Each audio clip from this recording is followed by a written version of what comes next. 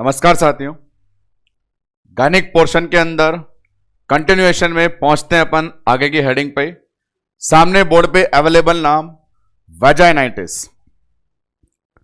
Previous lecture के अंदर अपन ने मोस्ट कॉमन कंडीशन और वर्स कंडीशन जिनके नाम इन्फेक्शन और कैंसर को लेकर चले थे। पीआईडी आया, फाइब्रॉइड आया था। बात करते हैं उससे आगे एक बहुत ही स्मॉल कंडीशन जहां नाम सामने बोर्ड पे अवेलेबल है वेजाइनाइटिस, उसके बारे में इंफॉर्मेशन लेने। काफी इंपॉर्टेंट है, कंफर्म एक एमसीक्यू बनना यहां से फिक्स है और कारण भी है ऐसा क्योंकि इतनी लॉजिकल इंटरेस्टिंग इंफॉर्मेशन इसके अंदर होती है कि किसी भी पैटर्न से एक सवाल बनना इसका हक पूरा बनता है। वहां पे अपन देखेंगे किस प्रकार इसे क्लासिफाई किया गया है और कैसे एमसीक्यू को अराइज किया गया है। उस कैटेगरी में आते हैं अपन सामने कि कितने प्रकार की वेजाइनाइटिस को यहां इंक्लूड किया गया है। उस कैटेगरी में आप सामने बोर्ड पर देखें चार नाम: बैक्टीरियल, फंगल, पैरासाइटिक, सिनाइल। ये चार वर्ड जो सामने बोर्ड पर लिखे हुए हैं वो बताना चाहते हैं वेजाइनाइटिस जो इन्फेक्शन हुआ है उसके पीछे रेस्पॉन्सिबल कॉज क्या था। बैक्टीरिया, फंगस, पैरासाइट या सिनाइल। शुरुआत के 3 माइक्रो ऑर्गेनिज्म हैं। बैक्टीरिया एक माइक्रो ऑर्गेनिज्म, फंगस एक माइक्रो ऑर्गेनिज्म, पैरासाइट एक माइक्रो ऑर्गेनिज्म और सिनाइल शब्द इंडिकेट करता है एज को। जैसा कि हम लोगों ने एज में मीनोपॉज पढ़ा है और मीनोपॉज में आपको पता था कि एस्ट्रोजन हार्मोन की डेफिशिएंसी के चलते ग्लाइकोजन खत्म हो जाता था और ग्लाइकोजन खत्म होने से पीएच एल्कलाइन बन जाता है और एल्कलाइन पीएच से यूटीआई वेजाइनाइटिस होना जायज सी बात है। तो आपके पास एग्जाम में इन 4 में से कोई भी एक कंडीशन पूछी जा सकती है। सबसे पहले पता हो कारण।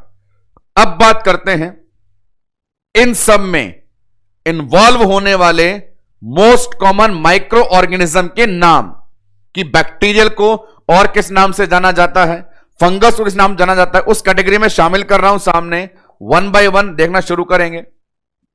जो बैक्टीरियल वेजाइनाइटिस है उसका कॉज माना जाता है क्लेमाइडिया और इसी के बेस पे वेजाइनाइटिस का नाम आपसे एग्जामिनर पूछ सकता है क्लेमाइडियल।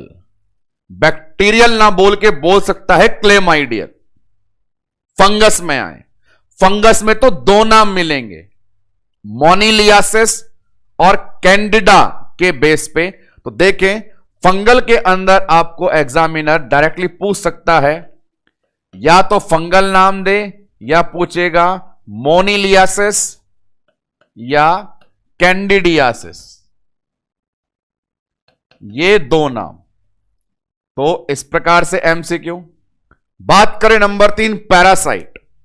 पैरासाइट वाली वेजाइनाइटिस पूछेगा तो वहां पर इन्वॉल्व माइक्रो ऑर्गेनिज्म के हिसाब से नाम बनता है ट्राइकोमोनियासिस। तो देखें किस प्रकार इंटरेस्टिंग इंफॉर्मेशन का ट्रांसफर हो रहा है। लास्ट वन जो सिनाइल है, मीनोपॉज वाली, बुढ़ापे वाली, तो इसे बोल सकता है वो एज रिलेटेड, कि फीमेल में age related, menopause related vaginitis कैसी होती है। तो सबसे पहला एमसीक्यू जो बनता है वो सामने दिए गए वेजाइनाइटिस के टाइप के अल्टरनेटिव रेस्पॉन्सिबल माइक्रो ऑर्गेनिज्म के हिसाब से जो नाम है उस बेस पे। अब आते हैं एक और पैटर्न पे। अगला क्वेश्चन बनेगा हर स्पेसिफिक वेजाइनाइटिस में आने वाले डिस्चार्ज पे। बहुत इंटरेस्टिंग इंफॉर्मेशन है। हर किसी का डिस्चार्ज अलग नेचर का होता है। बैक्टीरिया वाले में पस पाई जाती है, फंगस के डिस्चार्ज व्हाइट होते हैं, पैरासाइट के डिस्चार्ज ग्रीन होते हैं और सिनाइल वाली एज वाली में ब्लीडिंग के कारण डिस्चार्ज रेड और ब्लडी होते हैं। तो 4 डिस्चार्ज पुरुलेंट, ग्रीन, व्हाइट और ब्लडी के बेस पे पूछ सकता है कि पुरुलेंट वाली कौन सी है, क्लेमाइडियल, व्हाइट वाली कौन सी है, मोनिलियासिस, ग्रीन वाली कौन सी है, ट्राइकोमोनियासिस। ब्लडी वाली कौन सी है? सिनाइल या एज रिलेटेड। तो आते हैं 4 डिस्चार्ज का नेचर लिखने अपन कंटिन्यूएशन में। क्लेमाइडियल के लिए बैक्टीरिया के कारण डिस्चार्ज बोला आपने पुरुलेंट। कैंडिडा वाली के अंदर आप लोगों को डिस्चार्ज बताने हैं व्हाइट। यहां पे पैरासाइट में डिस्चार्ज बताने हैं ग्रीन, और एज वाली के अंदर डिस्चार्ज बताने हैं red bloody.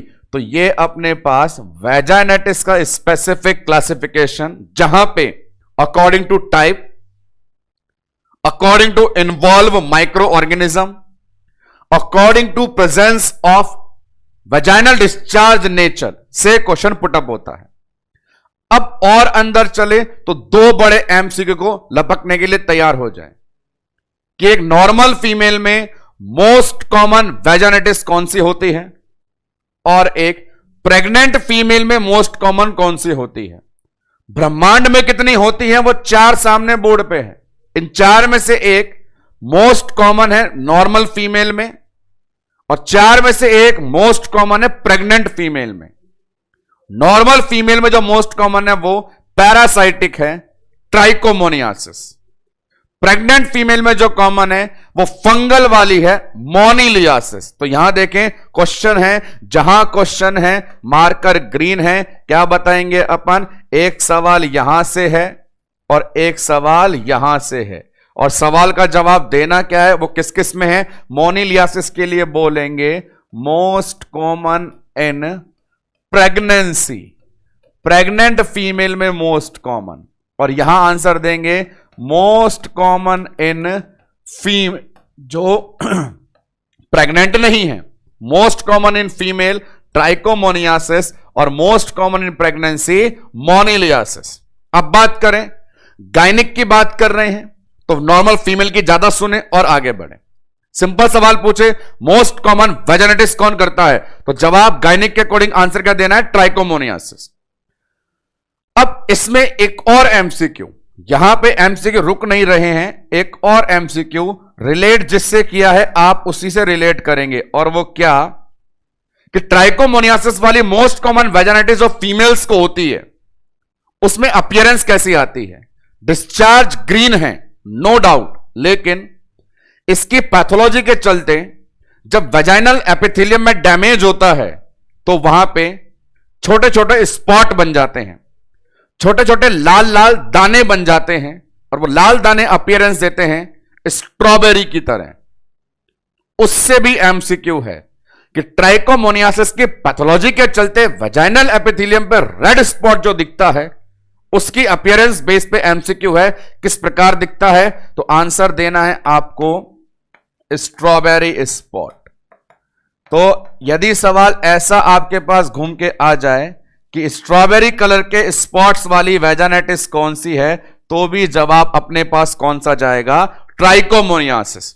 So this is a classification regarding vaginitis condition. There are total 4 variety of vaginitis. Number 1 bacterial, fungal, parasitic, senile.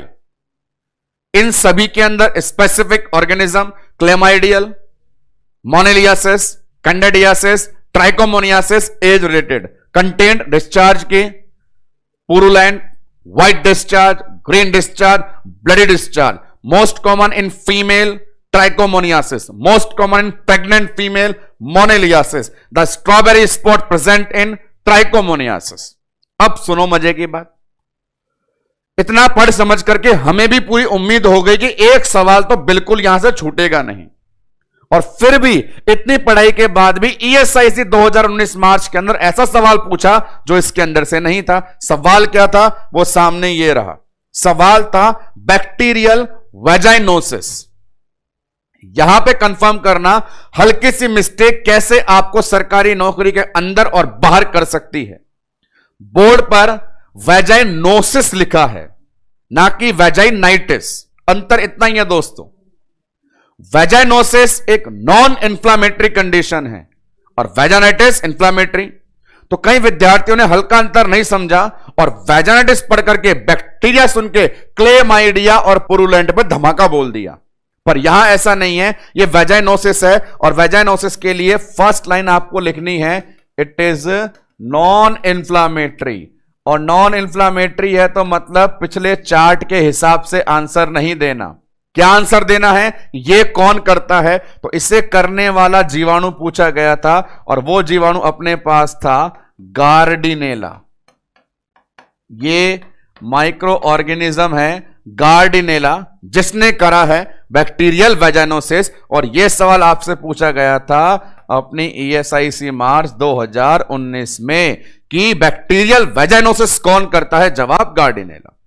Small information regarding vaginitis. Proceed करते हैं, आगे बढ़ते हैं, अंतिम चरण के अंतिम खिलाड़ी को पकड़ करके मैच खत्म करते हैं। Last one, heading of our subject mention on the board, infertility. Infertility condition, आइए इसके बारे में अपन डील करना शुरू करें। इनफर्टिलिटी एक शब्द है। सबसे पहले आते हैं इससे रिलेटेड टर्मिनोलॉजी पे, वो हैं दो शब्द, इनफर्टिलिटी, स्टरलिटी। हल्का सा अंतर क्या है, गौर करें। इनफर्टिलिटी का मीनिंग होता है बेबी प्रोड्यूस नहीं कर पाना। तो एक कपल प्लान किया प्रेगनेंसी को, काफी ट्राई किया पर प्रेगनेंसी अचीव नहीं हो पाई। परेशानी समस्या के चलते डॉक्टर के पास गए, ट्रीटमेंट लिया, ट्रीटमेंट इफेक्टिव रहा और उन्हें बेबी हो गया। तो यह इनफर्टिलिटी थोड़े समय के लिए रही, इलाज करवाने पे समस्या दूर हो गई। एक बात, किस्मत अच्छी थी। सेकंड वन, बहुत बार प्रयास किया, बहुत बार इलाज लिया पर कोई सफलता हासिल नहीं हुई। सबने हाथ खड़ा कर दिया कि 100% आप इनफर्टाइल रहेंगे, बेबी प्रोडक्शन नहीं कर पाएंगे। वो कंडीशन होती है स्टरलिटी।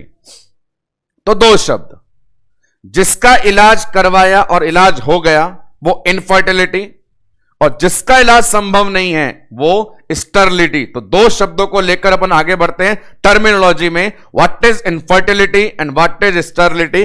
दो शब्द सामने बोर्ड पर हैं, एक का इलाज संभव है, एक का संभव नहीं है। उसे मैं बोर्ड पे लिख देता हूं। नंबर 1, यहां क्या लिखेंगे, ट्रीटमेंट इज पॉसिबल, और यहां पे ट्रीटमेंट नॉट पॉसिबल। ये दो बेसिक टर्म। अब आते हैं इनफर्टिलिटी के अंदर ही दो नाम जो दिए गए हैं, प्राइमरी और secondary. Primary secondary common terms हैं, अपने प्रीवियस लेक्चर्स के अंदर भी इनकी चर्चा चल रही थी। क्या होती है, जब कोई काम एक बार भी नहीं हुआ होता है वो प्राइमरी कहलाता है।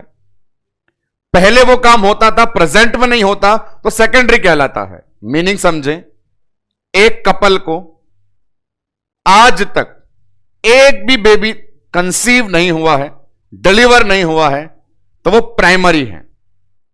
सेकंड, पहले से उनके बच्चे हैं, अब वर्तमान में वो एक और प्रेगनेंसी प्लान कर रहे हैं, भरसक प्रयास कर रहे हैं, दिन रात कर रहे हैं, पर अब प्रेगनेंसी नहीं हो पा रही है। मतलब शुरुआत खराब नहीं थी, शुरुआत में तो प्रोडक्ट निकला है, पर वर्तमान में समस्या है, तो वो सेकेंडरी कहलाती है। तो दो हल्के से अंतर, शुरुआत से गड़बड़ हो प्राइमरी, वर्तमान में गड़बड़ हो सेकेंडरी। लिखता हूं सामने, प्राइमरी के अंदर क्या लिखेंगे, नॉट ए सिंगल चाइल्ड, एक भी बच्चा नहीं है, unable to produce in present,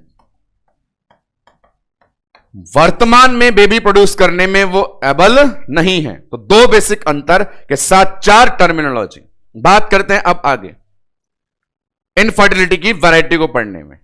तो वहां पे फर्टिलिटी के लिए, बच्चा पैदा करने के लिए दो कर्मचारियों का योगदान होता है, मेल और फीमेल, और दोनों के अंदर ही किसी भी गड़बड़ के चलते परिणाम हासिल नहीं होता है। तो बात चलेगी यहां पे मेल वर्सेस फीमेल इनफर्टिलिटी की। उस कैटेगरी में पहले महानुभावों को ले आते हैं, सामने हेडिंग बोर्ड पे अवेलेबल, मेल इनफर्टिलिटी।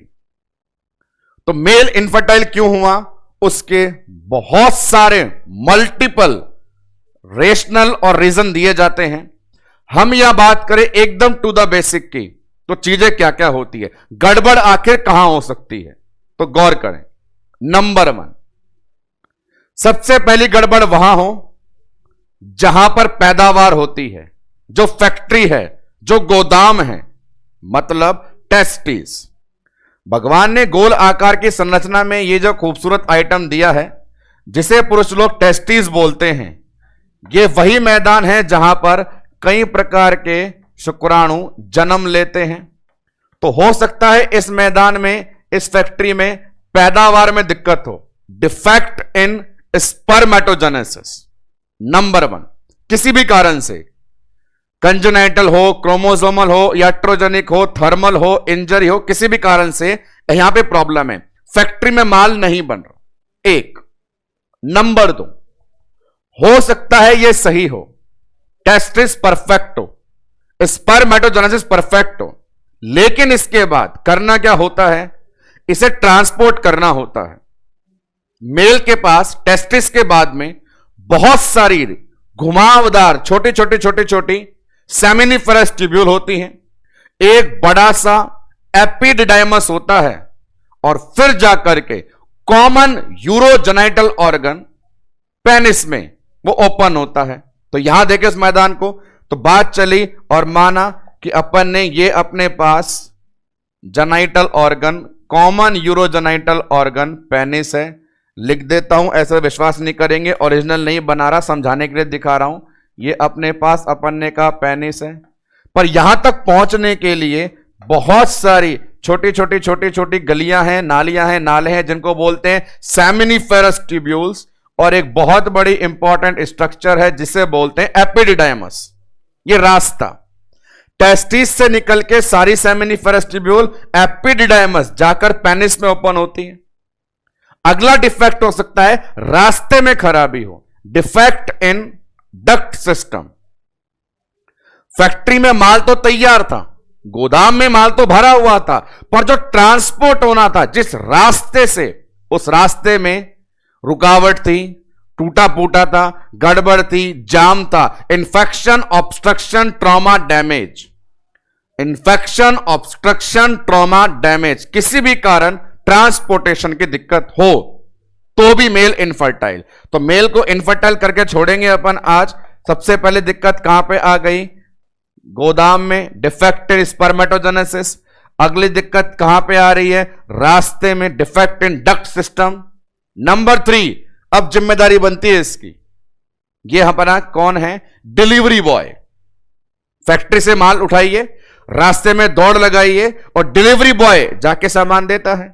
ये पेनिस एक सोर्स है जो सीमन को डिपॉजिट करता है। ठिकाने पे गया तो वेजाइना में, बेठिकाने गया तो नाली में। ये डिलीवरी बॉय।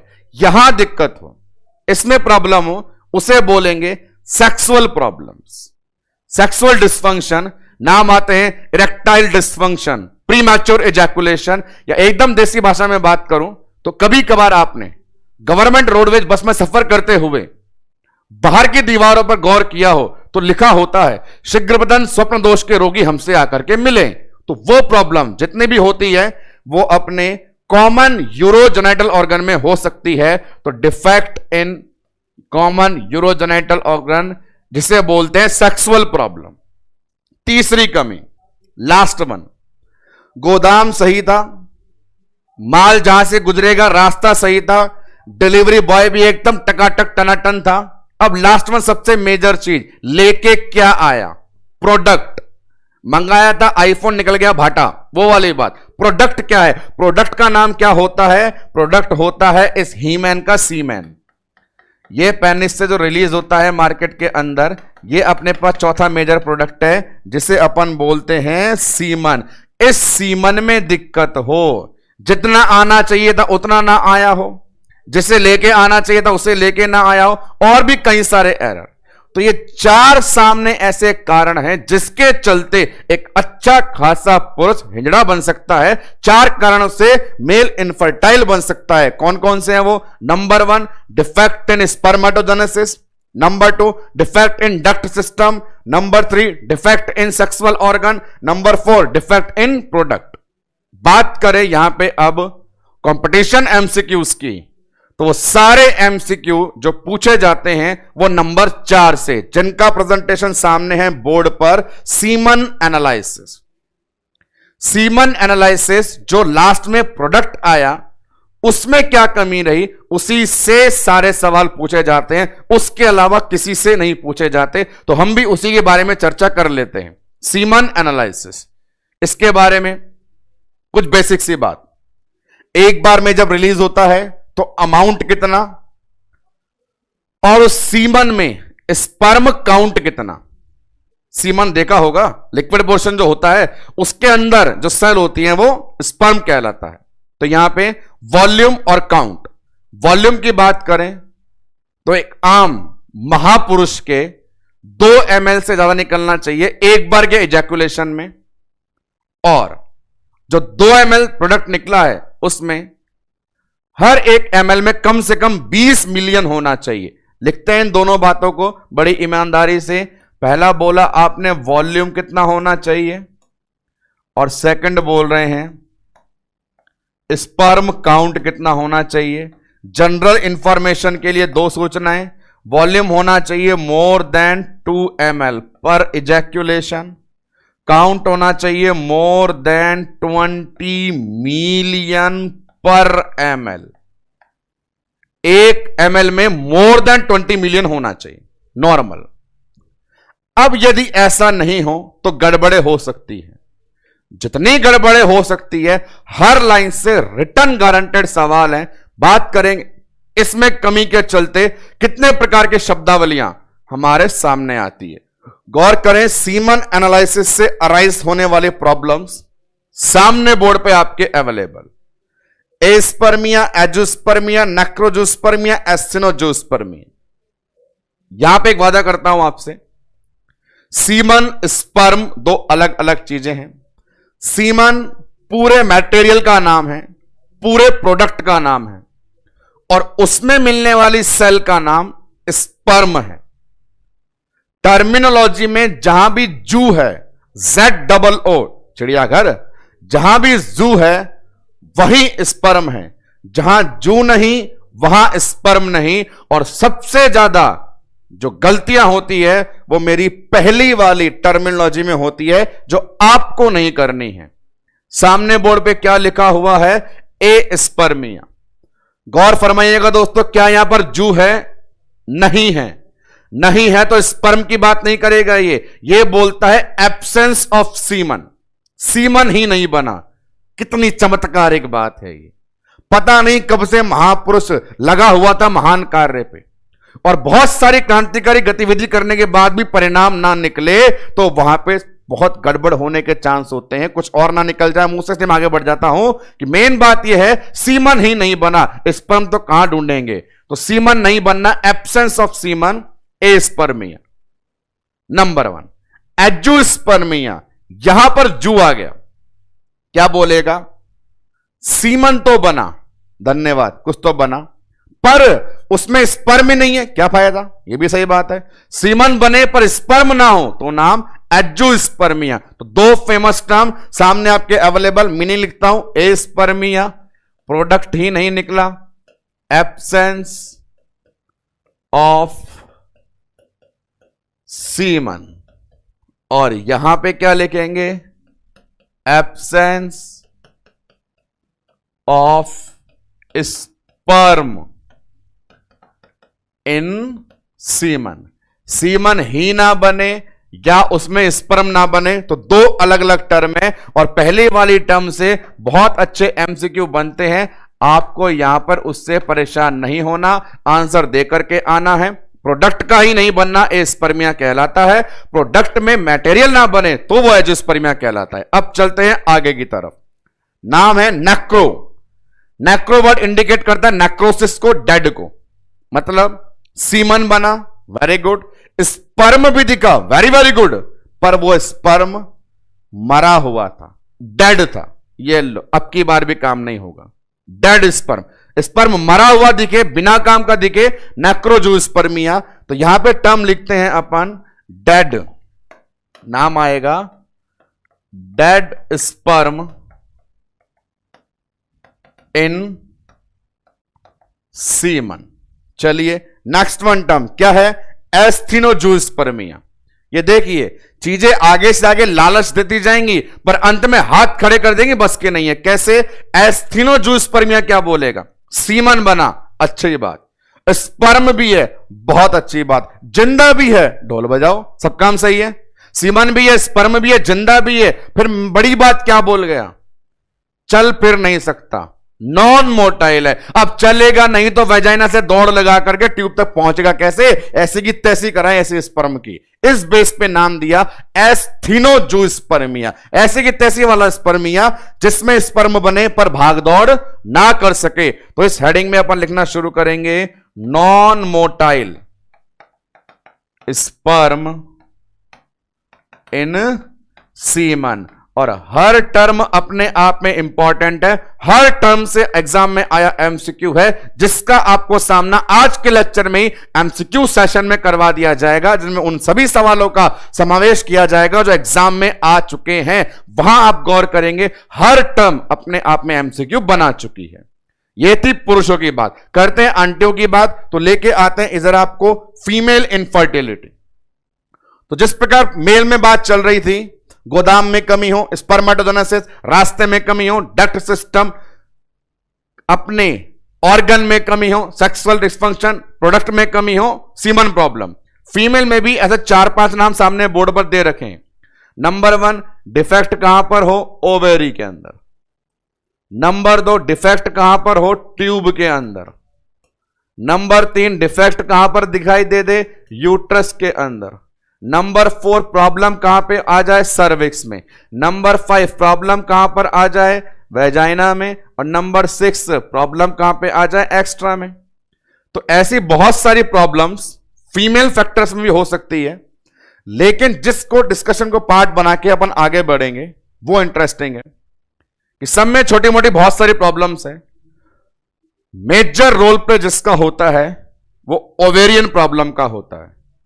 उस ओवेरियन प्रॉब्लम को लेकर के ही अपन डिस्कस करेंगे। तो फीमेल इनफर्टिलिटी में जिसके बारे में आपको सर्वाधिक बात करनी है वो है ओवेरियन कॉज। मेल के अंदर सारी बात पढ़ने के बाद जिस प्रकार अपन सीमन एनालिसिस पर ही फोकस कर रहे थे, फीमेल में उसी प्रकार सारी प्रॉब्लम छोड़ करके ओवेरियन प्रॉब्लम पे चलेंगे। सुनते जाएं, बहुत विशेष बात है। सबसे पहली गड़बड़ ये हो, ओवेरी अंडा ही पैदा ना कर पाए। नाम एन ओव्यूलेशन। ओवेरी ने अंडा पैदा नहीं किया, नाम दिया एन ओव्यूलेशन। ऐसा क्यों हुआ? तो आप उसे सुने। नॉर्मल ओव्यूलेशन का प्रोसेस पता होगा तो एन ओव्यूलेशन मैकेनिज्म के बारे में पता लग पाएगा। नॉर्मल ओव्यूलेशन कब होता था? जब ग्राफियन फॉलिकल पे एलएच हार्मोन अटैक करता था। एलएच हार्मोन आएगा, ग्राफियन फोड़ेगा, अंडा निकलेगा। यहां पे क्या हुआ? एलएच आया, फॉलिकल से टकराया, पर फॉलिकल फट नहीं पाया, और नहीं फटा तो अंडा निकल नहीं पाया। डिसऑर्डर का नाम है, टर्मिनोलॉजी में बोलते हैं LUF। फुल फॉर्म खोलना चाहें LUF की तो क्या है वो अपने पास? L से ल्यूटिनाइज्ड, LH हार्मोन आया, U से अनरप्चर पर फिर भी फोड़ ना पाया, F से फॉलिकल को। तो आने के बाद भी यदि आप करामात ना दिखा पाए तो बच्चे पैदा करना भूल ही जाइए। तो ये एन ओवुलेशन LUF फर्स्ट को। बात करते हैं सेकंड वन। सामने जो कारण लिख रहा हूं बहुत विशेष MCQ, most common cause of female infertility. अब जो लाइन सामने आएगी धुआंधार सवाल लेकर के आएगी, most common cause of female infertility, और उस कैटेगरी में अपना आंसर जाएगा वो है नंबर 2 कॉज PCOD। ये किया अपन ने लाइन में बंद और हरे मार्कर की सहायता से लगाया क्वेश्चन मार्क, और लैंग्वेज में क्या लिखा? It is most common cause of female infertility. चीज को समझते हैं और फिर अपन आगे बढ़ते हैं। क्या बोलना चाहता है ये? PCOD, polycystic ovarian disease, PCOS polycystic ovarian disorder होता है, उसमें बात करें सिंड्रोम होता है, क्या कंडीशन है? तो वहां बात ऐसी है कि अपने पास जो एक ओवेरी की स्ट्रक्चर है, उस ओवेरी में अलग अलग आकार के बहुत सारे फॉलिकल होते हैं ओवरी के अंदर। गौर फरमाते जाइएगा। वहां हमने यह सीखा है जितना बड़ा फॉलिकल उतना ज्यादा हार्मोन का अमाउंट, छोटा फॉलिकल कम हार्मोन, बड़ा फॉलिकल ज्यादा हार्मोन। तो हम ये चाहते हैं कि ओवेरियन फॉलिकल ग्रोथ करें, और इस संसार में हर इंसान को ग्रोथ करने के लिए मौका और जगह मिलनी चाहिए। पीसीओडी नाम की बीमारी में क्या होता है, इस फॉलिकल में मटेरियल जमने लगता है, ओवरी के अंदर मटेरियल जमने लगता है। उस मटेरियल में पानी हो सकता है, म्यूकस हो सकता है, पस हो सकता है, ब्लड हो सकता है, फैट हो सकती है, बाल हो सकते हैं, चमड़ी हो सकती है। ये सारे चीज जमना शुरू कर देते हैं। जम करके देखो क्या कर रहे हैं, एग्जाम्पल के तौर पे एक एक करके सबको जमाते हैं। यहां बीच में ये कचरा जमने लग गया, यहां पर और आपने कचरे को बता दिया, वो भी जमने लग गया। उस कचरे में कुछ भी हो सकता है, वो हेयर हो सकते हैं, वाटर हो सकते हैं, पस हो सकता है, म्यूकस हो सकती है, ब्लड हो सकता है। ऐसे करके इन्होंने पूरी ओवेरी में जहां जहां जगह मिली कहीं भी नहीं छोड़ा और हर जगह भर गया। जो मटेरियल भरा है उसके आधार पे सिस्ट का नाम बना है। यदि बाल जमे हैं तो नाम डर्मेटॉइड सिस्ट है, ब्लड जम गया तो नाम हेमरेजिक सिस्ट है, म्यूकस जम गया तो नाम म्यूकोइड सिस्ट है। कुल मिलाकर के इतना सारा कचरा जम गया और वास्तव में जो फॉलिकल था वो बेचारा इस प्रकार इनके बीच में दब गया। तो दुष्परिणाम क्या होगा, झेलने के लिए तैयार रहें। जैसे ही फॉलिकल ग्रोथ करके बड़ा होना चाहेगा, आजू बाजू चारों तरफ पाया जाने वाला कचरा बोलेगा जगह नहीं है। रिजल्ट क्या हुआ, फॉलिकुलर ग्रोथ नहीं हुई, फॉलिकुलर ग्रोथ हुई ही नहीं। अब फॉलिकल ग्रोथ नहीं होगी तो कितने दुष्परिणाम आएंगे, दो। पहला, फॉलिकल ग्रोथ नहीं है तो हार्मोन का लेवल भी कम। दूसरा, अंडा भी नहीं निकलेगा। तो फॉलिकुलर ग्रोथ नहीं होने से यहां पे दो रिजल्ट हो गए। पहला रिजल्ट क्या, हम अंडा कैसे निकालेंगे, एन ओव्यूलेशन, और पूरी बॉडी में हार्मोन का लेवल क्या रहेगा, लो रहेगा। और याद करना दोस्तों, फॉलिकल से निकलने वाला मेजर हार्मोन कौन सा होता है, एस्ट्रोजन।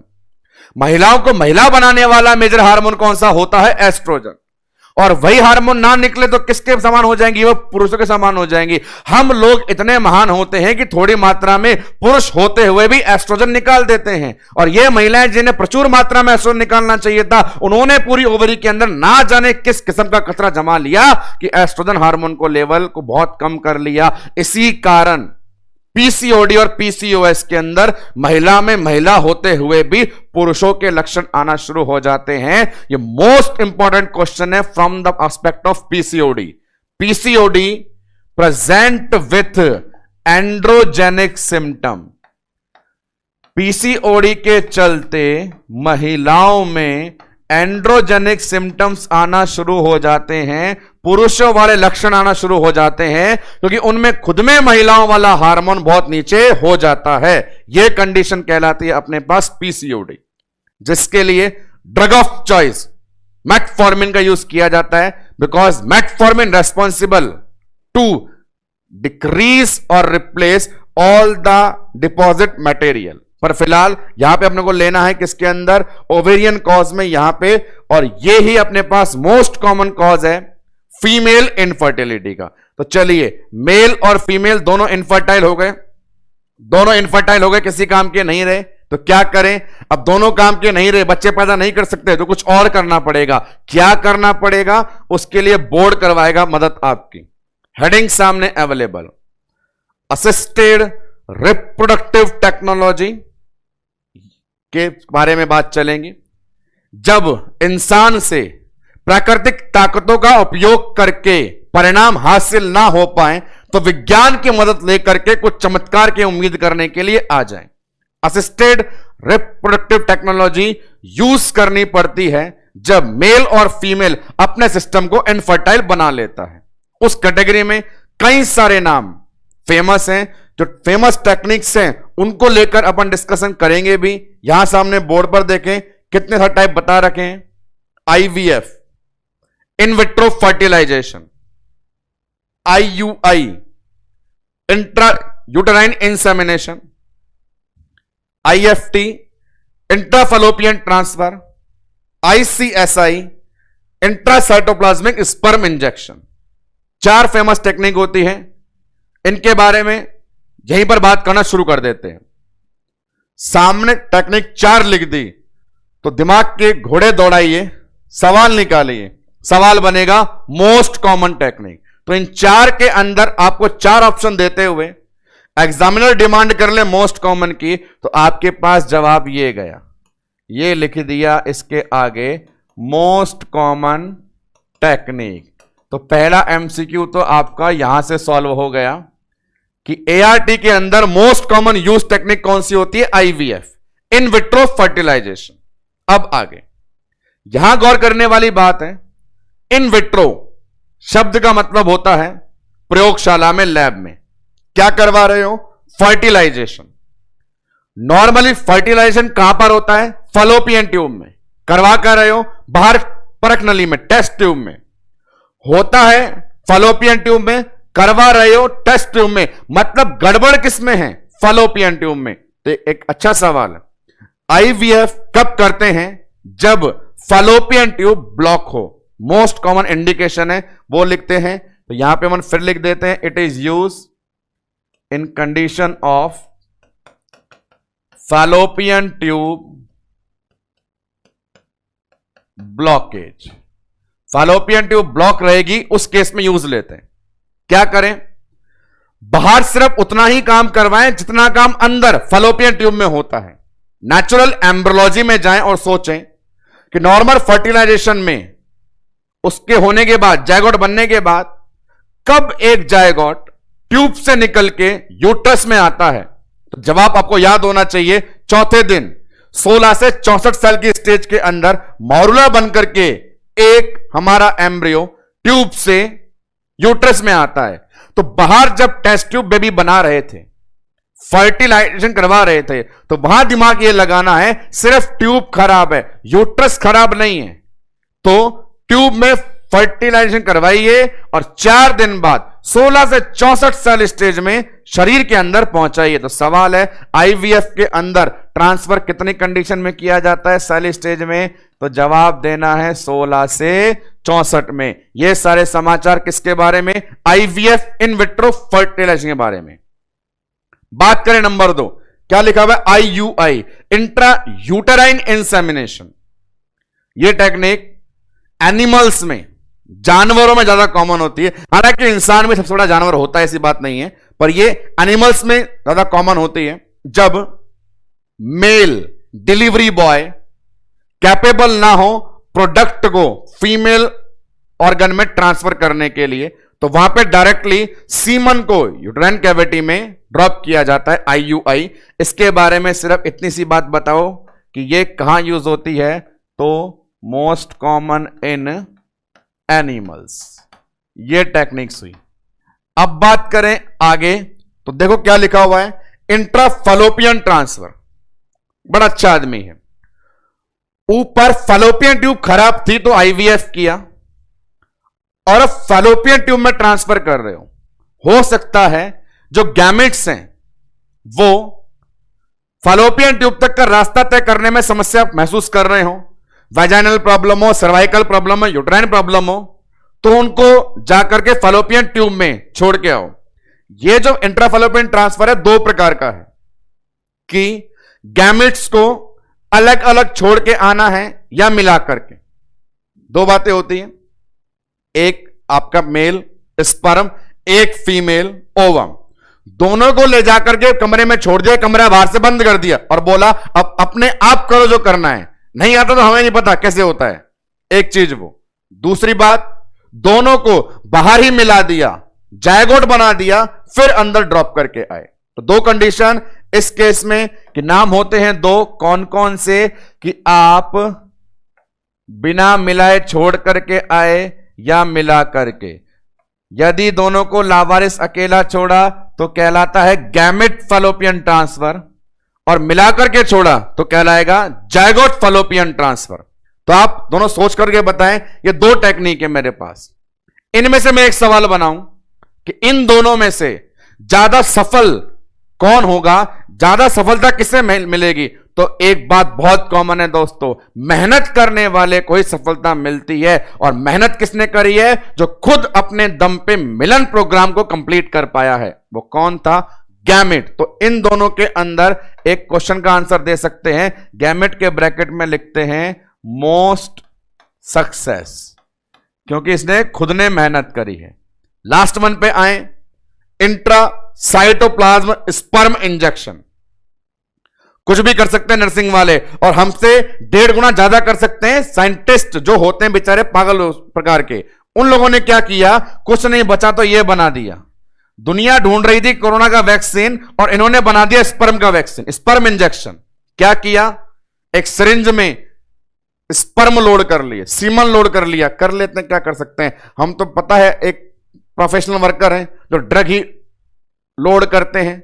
पर हमारी जो औलादे होती हैं, जिनके माँ बाप कंपाउंडर नहीं होते हैं, वो उन इंजेक्शनों में पानी हवा भर लेते हैं, और ये साइंटिस्ट उनमें स्पर्म भर लेता है और जाकर के सुई लगा के आता है किसके, सेकेंडरी oocyte या ओवम के डायरेक्ट साइटोप्लाज्म में स्पर्म पहुंचा के आता है। ये तब करता है जब स्पर्म कैपेबल नहीं होता सेकेंडरी oocyte की परतों को पेनिट्रेट करने में। टेक्निक का नाम इंट्रासाइटोप्लाज्मिक स्पर्म इंजेक्शन, और ऐसी कलाकारियां बहुत कम होती है, तो नाम रेयर।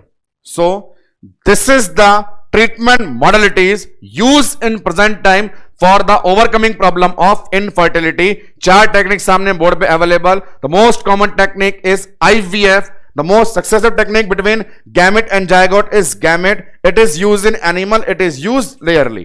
तो ये सब वो टेक्निक है, इनमें बहुत खर्चा आता है, बहुत ज्यादा। इसीलिए एक सलाह दी जाती है कि इतना सारा खर्चा करने से अच्छा एक बहुत पुण्य का काम होता है, आपका भी काम चल जाए और किसी दूसरे बेचारे अनाथ की जिंदगी भी संवर जाए। तो हर कपल जो इनफर्टाइल हो जाए उसे ART में मोटा पैसा खर्च करने की बजाय यह सलाह जरूर दे करके आए जो सामने बोर्ड पे अवेलेबल है, अडॉप्शन, गोद लेना। Adoption is the best treatment modality for infertility. तो यह अपने आज के लेक्चर में इन्वॉल्व 2 स्मॉल कंडीशन थी, वेजानाइटिस और इनफर्टिलिटी। एक बार गो थ्रू हो जाएं, क्या देखा आप लोगों ने। सबसे पहले वेजानाइटिस बात करी, इसके अंदर पूरे क्लासिफिकेशन की। Most common in female trichomoniasis, most common in pregnant female moniliasis. ESI में क्या पूछ लिया, वेजाइनोसिस, जो इंफ्लामेटरी कंडीशन नहीं थी। आगे बढ़े तो कंडीशन एक ही पढ़नी, इनफर्टिलिटी। वहां पर ने 4 टर्म देखी, इलाज हो जाए तो इनफर्टिलिटी, ना हो तो स्टरलिटी। किया मेल को खराब, मेल में पढ़ाई करनी है सीमन की। सीमन एनालिसिस मोस्ट इंपॉर्टेंट, इसमें इन्वॉल्व 4 टर्म। सीमन ही ना बने, सीमन में स्पर्म ना बने, स्पर्म बने तो जिंदा ना हो, जिंदा ना हो तो चल ना पाए, को लेकर के 4 टर्म। आगे बढ़े, फीमेल इनफर्टिलिटी, यहां मेन पढ़ना था अपने को ओवरी। ओवरी में अंडा नहीं निकला, मोस्ट कॉमन कॉज PCOD। देखो कैसे कचरा जम गया। इस कंडीशन में महिलाओं वाला हार्मोन नहीं निकल पाता, इसलिए पुरुषों वाले लक्षण आना शुरू हो जाते हैं। इलाज के नाम पे एक ही है, असिस्टेड रिप्रोडक्टिव टेक्नोलॉजी, और उसके कॉमन 4 वेराइटियां। Last one best treatment adoption. बात करेंगे सारे गायनिक कंटेंट से बनने वाले MCQs को लेकर के अपने MCQ सेशन में। जितनी भी कंडीशन पढ़ी आप लोगों ने, शामिल था सिस्टम की anatomic information, puberty, menopause, menstrual disorder. कल के लेक्चर में PID, फाइब्रॉइड यूट्रस। आज के लेक्चर में इनफर्टिलिटी और वेजानाइटिस से कोरिलेटेड कुछ MCQs। आइए सामने की तरफ चलें। Number 1, vaginal hysterectomy is done. तो शायद कल के लेक्चर में याद हो, तो फाइब्रॉइड यूट्रस के बात के बाद हिस्टेक्टमी जब अपन कर रहे थे तो वहां पे लास्ट में गोल्डन लाइन लिखवाई थी कि जब यूट्रस खुद नीचे उतर के आता है तो वजाइनल हिस्टेक्टमी का आइडियल इंडिकेशन बन जाता है। तो answer uterus prolapse, option will be A. सारे वन लाइनर एमसीक्यू आएंगे तो तैयार रहें। इधर देखिए, कार्डी वाइट डिस्चार्ज। अब इसका वाइट डिस्चार्ज बोलना था और हम तुरंत आ गए अपने पढ़े हुए सब चीजों पे कि वाइट का नाम कब आता है, जब इंफेक्शन किसका हो, फंगस का। फंगस इंफेक्शन के कितने नाम, दो नाम, कौन कौन से, कैंडिडियासिस और मोनिलियासिस। सामने ऑप्शन देखें अपने पास अवेलेबल, बी कैंडिडियासिस जो एक फंगल का इंडिकेटर है जिसमें व्हाइट डिस्चार्ज आते हैं। Answer option second. आगे बढ़े नेक्स्ट एमसीक्यू पे, इसे देखें, यह भी वन लाइनर, बहुत फेमस क्वेश्चन, बहुत बार डिस्कस हुआ है। मेमरी ग्लैंड किसका मॉडिफिकेशन है, बड़ा simple answer sweat gland, option C. और यह जब भी बताता हूं एक बात और गौर करनी होती है, भले ही मेमरी ग्लैंड की सुपरफिशियल चमड़ी में सेबेसियस ग्रंथि के दाने पाए जाएं, लेकिन मेमरी ग्रंथि हमेशा मॉडिफिकेशन किसका होता है, स्वेट ग्लैंड का। नेक्स्ट वन, आगे प्रोसीड करें। मेन सपोर्ट ऑफ यूट्रस, आगे यूट्रस के सपोर्ट पूरे डॉन के 11 मुल्क की पुलिस से 11 सपोर्ट, 2 एमसीक्यू बनते थे, एक मसल का दूसरे सपोर्ट का। तो मेजर सपोर्ट हमेशा किसे बताते थे अपन, कार्डिनल लिगामेंट। साइंटिस्ट का नाम क्या था इसके अंदर, मार्क एंड रोड्स। अपीयरेंस कैसी थी, ट्रांसफर, याद करा हुआ है अपन ने जनरल एनाटॉमी में। बढ़ते हैं आगे अगले एमसीक्यू पे, चलिए। Which of the following condition is an indication for induction of labour. देखिए कितना बढ़िया क्वेश्चन आया है, इंडक्शन ऑफ लेबर का इंडिकेशन पूछ रहा है। याद करना तो याद आ जाएगा, वहां पे आपको समझाया था आईओएल के इंडिकेशन और कॉन्ट्राइंडिकेशन याद करने थे सिजेरियन को कोरिलेट करके, और फिर उसमें आया था मोस्ट आइडियल इंडिकेशन, जहां आंसर था जब समय निकलता जाए फिर भी बच्चा बाहर ना आ पाए, पोस्ट डेटेड प्रेगनेंसी। सामने ऑप्शन में ढूंढिए, इजीली अवेलेबल है, option B post term gestation. समय निकल जाए पर बच्चा बाहर ना आए तो मार्केट के ऑक्सीटोसिन को ठोक करके बच्चे को बाहर ले आए। चलिए आगे next one, what is the most common cause of anaesthetic death in obstetrics. तो वहां पे आपको बताया था ऑपरेटिव सर्जरीज के अंदर एस्पायरेशन रिस्क से बचने के लिए एनबीएम रखा जाता है, और फिर भी मरीज एस्पायरेट कर जाए तो मेंडलसन सिंड्रोम हो जाता है, और उसी मेंडलसन सिंड्रोम का दूसरा नाम एस्पायरेटेड न्यूमोनाइटिस कहलाता है। तो हमारे पास सामने ये है, जहां एग्जामिनर ने फोकस कर दिया एनेस्थीसिया, तो इसके इफेक्ट को देखते हुए एस्पिरेशन सिंड्रोम को आंसर बताएं। Answer option number D. Next one, सारे एमसीक्यू वो हैं जो प्रीवियसली आपके एग्जाम में पूछे जा चुके हैं। आ जाइए, फर्स्ट एविडेंस ऑफ प्यूबर्टी। तो अपने पास में प्यूबर्टी के साइन जो बताए गए थे, ठोक बजा के बोला था 3 सवाल बनते हैं। पहला सवाल बनता था first sign of female puberty, answer breast development thelarche, option ढूंढिए। Number second, appearance of breast buds, indicate करेगा थिलार्की को, और थिलार्की फर्स्ट साइन है फीमेल प्यूबर्टी का। चलिए अगले एमसीक्यू पे देखें, following are always indication for cesarean section. ठीक है, ऑलवेज बोला है, और ऑलवेज का मीनिंग क्या होता है, एब्सोल्यूट इंडिकेशन।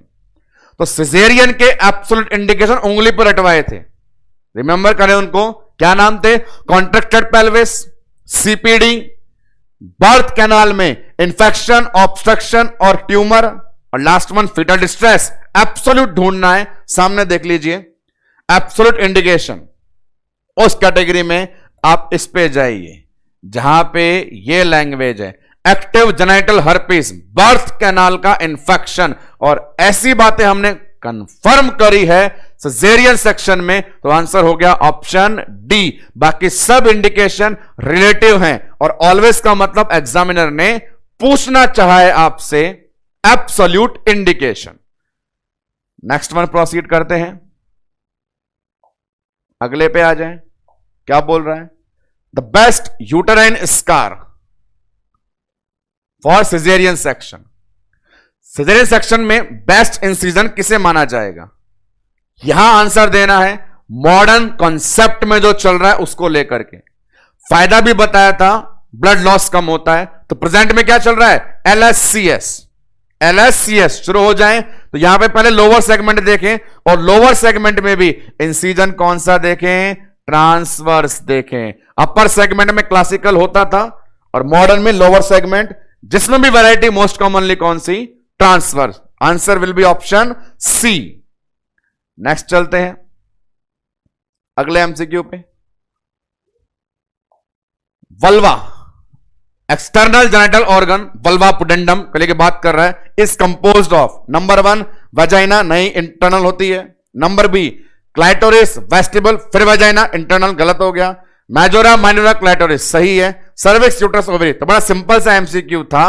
IRS और ERS जो आपको पढ़ा है उनमें लोकेशन के हिसाब से अरेंज करना था। Most simple MCQ, nothing require a simple explanation. Answer option number C. आगे देखिए अगले क्वेश्चन में, the most common anatomical position आपको आती है, आराम से देखें, राइट लगाएं, आगे बढ़े। Anti version, anti flexion, option number A. सारे एग्जाम में पूछे गए हैं इसलिए आपके सामने स्क्रीन पे हैं। हो सकता है उनमें वन लाइन बड़े सिंपल भी हो। यह आ गया आपका 11 मुल्कों की पुलिस से दूसरा सवाल। Most important muscle of perineum कौन से थी? लिवेटर एनाई। यह आपको याद करवाया था सपोर्ट में, ऑप्शन ए। इधर चलें, which of the following is not true, इसको पढ़ते हैं। क्या सही नहीं है PMS के बारे में? प्री मेंस्ट्रुअल सिंड्रोम के बारे में क्या सही नहीं है? ढूंढते हैं। Number 1, it occur during the last half of cycle. Last half का मतलब होता है 14 से 28। बिल्कुल सही है, हमने पढ़ा था थर्ड फेज में सिम्टम आते हैं। Next, it resolve with onset of menstruation, यह भी सही है। सारे नाटंकियां, सारे नाटक साइकिल से पहले, साइकिल आते ही सब टकाटक। आगे, it occur during the luteal phase, एकदम सही बात बोला भैया। इट रिजॉल्व विथ ओवुलेशन, नहीं, यह गलत है। इसका ओवुलेशन से संबंध नहीं है, यह तो साइकिल की थर्ड फेज से कोरिलेट है। सवाल यही पूछा था कि PMS अपने बारे में क्या गलत बोल गया, तो एक बात गलत बोल गया जिसको हमने ऑप्शन नंबर डी में ढूंढ लिया। चलिए आगे बढ़े। नेक्स्ट वन, सिंपल सी कंडीशन है, short scanty period last for less than 2 days, 2 दिन से भी कम का समय, तो ब्लीडिंग अमाउंट बहुत कम, और बहुत कम ब्लीडिंग अमाउंट होता है तो नाम हाइपोमिनोरिया। अपने पास ऑप्शन बी। ये देखें सिंपल सा क्वेश्चन, क्लासिकल सिजेरियन सेक्शन, तो क्लासिकल में इंसिजन कहां पे होता था? अपर सेगमेंट में। और कैसा? लॉन्गिट्यूडिनल। तो ऑप्शन आप सामने देख सकते हैं, अपर में होता है और अपने पास में लॉन्गिट्यूडिनल। तो यहां सिर्फ यूटर के सेगमेंट की बात चल रही है, इंसिजन के बारे में तो पूछा ही नहीं है। तो बड़ा सिंपल सा आंसर है number A, upper uterine segment, classical incision. Next one, इस पे आ जाए, यह भी टर्म है, एपिमिनोरिया। दूसरा नाम किसका था? पॉलीमिनोरिया का। इधर चलें, एस्पर्मिया, सीमन एनालिसिस टर्म है। एस्पर्मिया क्या होता है? सीमन ही ना बने। तो देखो number 1, failure to produce semen, यही सही है भैया, बाकी सब गलत है, बाकी सब अलग टर्म वाले हैं। जैसे ये बोले एब्सेंस ऑफ मोटाइल, तो नाम एस्थीन हो जाएगा। रिड्यूस मोटिलिटी कर्ता-जेनर सिंड्रोम को बताएगा। Presence of sperm abnormal morphology, ये भी डिफेक्ट है। सिंपल एस्पर्मिया को बताने वाला आंसर है सीमन प्रोडक्ट ही ना बने। नेक्स्ट वन, इसी से कोरिलेट टर्म आ जाएगी एजुस्पर्मिया, सीमन बने पर स्पर्म ना बने। तो अपने पास वापस फर्स्ट ऑप्शन सामने available, absence of sperm from the semen, semen तो था पर स्पर्म उसमें नहीं था। नेक्स्ट वन, सेकेंडरी एमिनोरिया, इसे देखें। एमिनोरिया के ब्रॉड क्लासिफिकेशन में अपन जब गए थे तो सेकेंडरी वाले को ही एग्जैक्टली सही बताया था। जहां पे क्या बोलते हैं, सेकेंडरी शब्द जब भी आए इंडिकेट करता है पहले सब सही था, अब प्रॉब्लम है। तो देख लेते हैं आंसर क्या होगा। नंबर 1, हैड मेंस्ट्रुअल पीरियड, मतलब पहले होते थे पर अभी नहीं हो रहे, सही है। Failure to menses occur by age of 16, नहीं 16 साल तक भी साइकिल ना आए तो वो प्राइमरी कहलाता है। फ्रीक्वेंसी इर्रेगुलर ओवुलेशन, ये डीयूबी कहलाता है। लाइट मेंस्ट्रुएशन, ये हाइपोमेनोरिया कहलाता है। पहले आए और अब ना आए तो वो ही एमिनोरिया बन जाता है। Answer option A.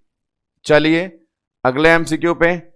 बिल्कुल उम्मीद है सेकेंडरी से प्राइमरी आएगा। प्राइमरी क्या बोलते हैं, प्राइमरी मतलब 16 साल की उम्र क्रॉस करने के बाद भी पीरियड ना आए। तो यहां पे बड़ा सिंपल है, ऑप्शन सेम थे, आंसर जाएगा बी।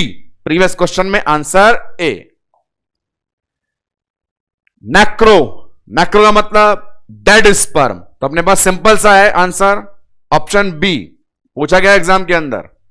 चलिए ये इंफॉर्मेशन का मैसेज है, देख लो। सर्वाइकल कैंसर, सर्वाइकल कैंसर के लिए कौन सा वायरल रिस्पॉन्सिबल होता है, तो बहुत फेमस है ह्यूमन पैपिलोमा वायरस एचपीवी, जिसके बेस पे ही पैप स्मीयर, पापानिकोलाउ स्मीयर साइंटिस्ट बने हुए हैं। तो ये जस्ट एक जनरल नॉलेज की इंफॉर्मेशन है। सर्वाइकल कैंसर के लिए responsible organism HPV, human papilloma virus को माना जाता है। तो ये अपने पास आंसर डी हुआ। चलिए आगे बढ़े। Commonest benign solid tumour of female, आज अपन ने पढ़ा कल के लेक्चर में, जहां अपन ने देखा था most common smooth muscle cancer, क्या आंसर था, fibroid uterus, option A. Next बढ़े। ये कॉमन किस में होता है, तो आपको मैंने बताई थी दो आंसर, नल्ली पैरा और 30 से 40। यहां पे दोनों अवेलेबल हैं, नंबर ए में नल्ली पैरा, नंबर डी में आफ्टर 35। पर मोस्ट कॉमन रिलेशन हॉर्मोन्स का पैराइटी से होता है, उस बेस पे आंसर देंगे ए, नल्ली पैरस वुमन। लेते हैं नेक्स्ट क्वेश्चन को। ट्रू सपोर्ट, ये रिपीट हो गया। ट्रू सपोर्ट हमेशा कौन सा होता है, अपने पास कार्डिनल लिगामेंट, रिपीट क्वेश्चन है। आगे बढ़े। पीआईडी किसमें कॉमन होगा, नंबर 1 जिन्हें मेंस्ट्रुएशन टीनेज में आ गया और मल्टीपल पार्टनर है, गंदी बात। आगे यूजिंग आईयूडी बिल्कुल हो सकता है। Absence of contraceptive pill use, तो कुल मिलाकर के यहां पे जो फैक्टर बताए गए हैं उन सबके अकॉर्डिंग अपन देखें तो सारे जने, ये पिल्स हो आईयूडी हो, रोल प्ले करते हैं एक रिस्क फैक्टर की तरह। उस बेस पे बड़ा सिंपल सा आंसर दे देना, option D, all of these. Next one, inflammation of vagina in post menopausal, तो वेजाइनाइटिस बुढ़ापे वाली, रिटायरमेंट वाली कौन सी थी, सिनाइल, तो अपने पास option B, senile vaginitis. Next one, post menopause में येलोविश और ब्लडी स्टेन आ रहे हैं, ब्लडी डिस्चार्ज आ रहे हैं, वल्वा में सोर कटिंग के निशान हो गए हैं, तो वहां पे ये किसका मैनिफेस्टेशन है, तो वेजाइनाइटिस हो रही है, पोस्ट मीनोपॉज में हो रही है। वापस सेम क्वेश्चन है, आंसर भी चेंज नहीं होगा, सिनाइल वेजाइनाइटिस, सेम आंसर, ये बुढ़ापे की निशानी। नेक्स्ट वन, सिनाइल वापस आ गया, क्यों होता है, अपन ने पढ़ा है मीनोपॉज में एस्ट्रोजन कम, ग्लाइकोजन कम, pH alkaline, vaginitis, answer B, estrogen deficiency. Last MCQ देखिए, पैप स्मीयर लेने का इंस्ट्रूमेंट कौन सा है, जैसा मैंने बताया जीके की इंफॉर्मेशन के according, cervical cancer HPV papilloma virus, Papanicolaou एक साइंटिस्ट थे जिसके बेस पे पैप स्मीयर बना है, और वो लकड़ी का इंस्ट्रूमेंट जिससे सैंपल सर्वाइकल स्वाब लेते हैं कहलाता है एयरे स्पेक्युला। आंसर याद करना है option A. So these are our MCQ session regarding gynaecology, और इसी के साथ में ना केवल गायनेकोलॉजी, कंप्लीट जो टर्म अपने पास चलती है ओबीजी, ऑब्स्टेटिकल एंड गायनेकोलॉजिकल वाला पोर्शन है वो कंप्लीट होता है। जी हां, पूरा वो सफर जो फर्स्ट लेक्चर मेंस्ट्रुअल साइकिल को सलामी देते हुए शुरू होता है, वो आज इनफर्टाइल वाली कंडीशन के साथ फुल स्टॉप होता है। आपका और हमारा जो साथ इस सब्जेक्ट के रिगार्डिंग था वो आज पूरा होता है। स्टडी मटेरियल वाला साथ पूरा हुआ है, बाकी साथ आजीवन उम्र भर है। जब भी कभी आगे भविष्य में इस कंप्लीट सब्जेक्ट के रिगार्डिंग किसी प्रकार की समस्या आपके पास आए तो अपने इस विद्या के संकुल कंसेप्ट RNA की ऑथेंटिक वेबसाइट, ऑथेंटिक नंबर से आप इंफॉर्मेशन ले सकते हैं, कांटेक्ट कर सकते हैं। हम अपने साथ को और भी लंबे समय तक बनाकर रखेंगे। पर फिलहाल संपूर्ण OVG की तरफ से आपको दंडवत प्रणाम। कर नहीं सकता, करा तो कैमरे में दिखना बंद हो जाऊंगा। फिलहाल धन्यवाद।